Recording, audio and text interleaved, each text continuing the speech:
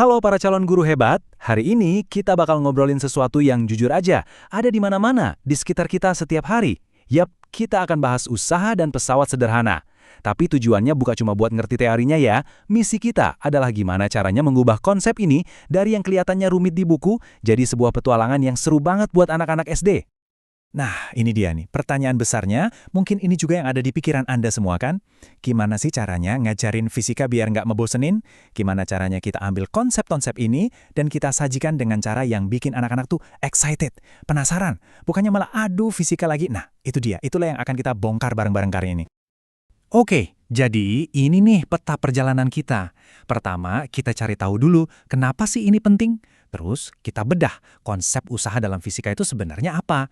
Lanjut, kita kenalan sama 4 mesin yang mengubah dunia. Ya, pesawat sederhana. Terus, yang paling seru, kita lihat gimana cara bawa fisika ke ruang kelas. Kita juga bakal intip sedikit kesalahan-kesalahan umum yang perlu dihindari. Dan terakhir, ada misi kecil buat Anda. Udah siap? Yuk, kita mulai. Oke, kita mulai dari yang pertama. Kenapa ini penting? Gini deh, misi utama kita sebagai guru kan sebenarnya jadi semacam jembatan. Jembatan antara konsep fisika yang abstrak sama dunia nyata anak-anak. Ini tuh bukan cuma soal ngapalin rumus, sama sekali bukan. Tapi lebih ke gimana cara kita ngebuka mata mereka, biar mereka lihat, wow, ternyata ada keajaiban di sekitar kita. Jadi pas mereka paham, mereka itu bukan cuma belajar fisika, tapi mereka belajar melihat dunia dengan kacamata yang baru. Poin kuncinya itu di sini. Kalau kita paham konsep-konsep ini, kita bisa nunjukin ke murid-murid kita kalau sains itu, ya, tersembunyi di depan mata mereka. Serius, jungkat-jungkit di taman bermain, itu fisika. Pembuka tutup botol di dapur, itu juga fisika. Semuanya itu bisa jadi laboratorium dadakan. Nah, kalau udah gitu, proses belajar itu jadi kayak petualangan, jadi sebuah penemuan yang seru. Oke, sekarang kita masuk ke konsep usaha. Nah, ini penting banget nih. Kita harus luruskan dulu satu hal yang sering banget salah kaprah. Soalnya, kata usaha dalam obrolan kita sehari-hari, itu kan artinya bisa macam-macam. Tapi, kalau dalam dunia fisika, definisinya itu super spesifik, jelas, dan bisa diukur. Coba dilihat rumusnya. Kelihatannya simpel ya, W sama dengan F kali S. Tapi konsep dibaliknya ini kuat banget.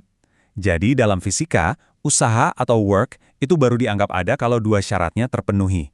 Harus ada gaya yang kita berikan, dan yang paling penting, harus ada perpindahan. Bendanya harus gerak.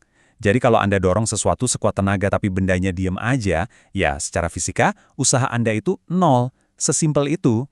Nah, ini dia nih contoh paling klasiknya. Bayangin Anda lagi dorong tembok sekuat tenaga. Pasti capek kan? Keringetan, jelas Anda sedang berupaya keras. Tapi karena temboknya nggak geser sedikit pun, nggak ada perpindahan, maka kalau kita pakai kacamata fisika, usaha yang Anda lakukan itu 0 besar.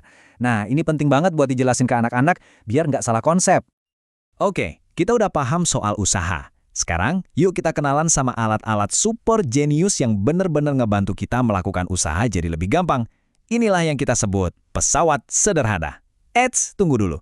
Kenapa namanya pesawat? Ini bukan karena bisa terbang ya. Kata pesawat di sini itu artinya alat atau mesin. Jadi, anggap aja ini mesin-mesin sederhana yang jadi solusi buat banyak masalah kita. Yang pertama dan paling sering kita temui itu tuas. Ada 3 jenis dan bedanya itu cuma di posisi titik tumpunya aja. Coba kita lihat ya. Tipe 1, titik tumpunya di tengah. Contoh paling gampang, gunting atau jungkat-jungkit. Nah, tipe 2, sekarang bebannya yang ada di tengah. Bayangin gerobak barong.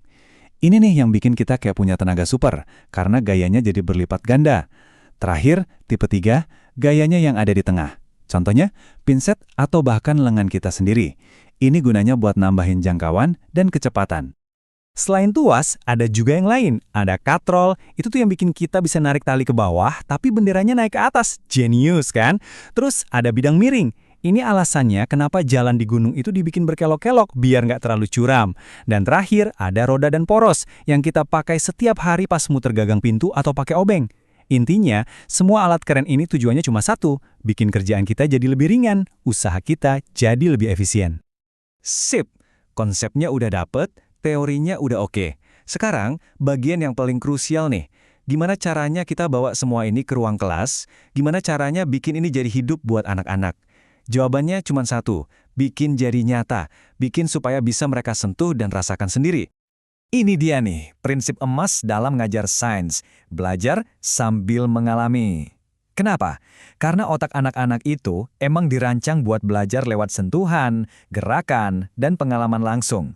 Jadi, mereka bukan sekedar menghafal fakta, tapi mereka benar-benar membangun pemahaman yang nancap di kepala karena mereka coba sendiri, gagal sendiri, dan berhasil sendiri.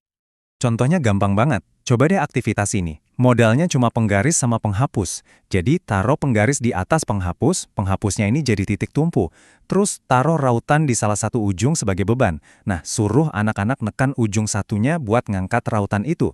Yang seru adalah ajak mereka geser-geser posisi penghapusnya. Biarin mereka ngerasain sendiri. Oh, kalau di sini jadi lebih enteng. Kalau di sini jadi berat. Nah, itulah fisika dalam aksi. Nyata banget. Nah, selain tahu apa yang harus dilakukan, jadi guru yang efektif itu juga berarti tahu apa yang harus dihindari. Bagian ini penting banget karena ini adalah semacam peta ranjau. Jebakan-jebakan yang bisa bikin pelajaran fisika jadi, ya itu tadi, ngebosenin dan susah. Ini dia beberapa jebakan yang harus kita hindari. Pertama, jangan cuma fokus nyuruh anak ngapalin rumus. Tolong, jangan. Kedua, jangan sia-siakan kesempatan buat praktek langsung. Ketiga, jangan lupa buat selalu sambungin konsepnya sama kehidupan mereka sehari-hari. Dan terakhir, kasih mereka ruang buat nyoba-nyoba dan nemuin sendiri. Ingat ya, pas anak-anak lagi eksperimen terus gagal, itu bukan kegagalan, itu namanya data. Dan pas mereka coba lagi terus berhasil, nah itu dia momen aha yang bakal mereka ingat seumur hidup. Itulah jiwa sains yang sebenarnya. Oke, sebagai penutup nih, yuk kita ubah semua yang kita pelajari hari ini jadi sebuah kebiasaan baru. Saya mau nantang Anda semua untuk mulai sekarang, coba lihat dunia di sekitar kita dengan cara yang sedikit beda. Coba pakai kacamata seorang fisikawan. Jadi, misi Anda dimulai sekarang. Setiap kali Anda buka pintu, pakai gunting, atau bahkan lihat jalan yang menanjak, coba deh berhenti sejenak dan sadari, wah, saya lagi berinteraksi sama pesawat sederhana nih. Latih mata Anda buat nemuin fisika dalam hal-hal yang paling sepele sekalipun. Dan inilah misi konkretnya buat Anda. Coba deh nanti cari 5 aja pesawat sederhana di rumah Anda. Apa aja? Terus, identifikasi itu jenisnya apa. Tapi yang paling penting, coba pikirkan, gimana ya cara saya ngejelasin keajaiban alat ini ke anak umur 8 tahun?